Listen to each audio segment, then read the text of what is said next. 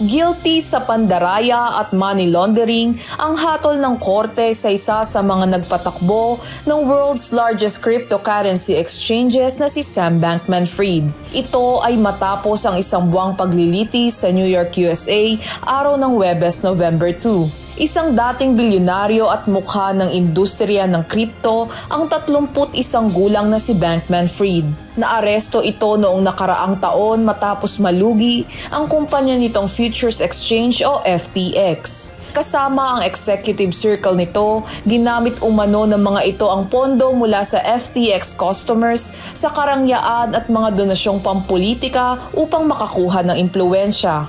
Samantala, itinanggi ni Bankman-Fried ang mga paratang laban sa kanya, subalit inaming nakagawa ng mga pagkakamali. Nahaharap naman si Bankman-Fried ng hanggang 110 taon na pagkakabilanggo. Marami sa mga customer ng FTX ang hindi na mabawi ang kanilang mga pondo matapos ang bankruptcy ng kumpanya.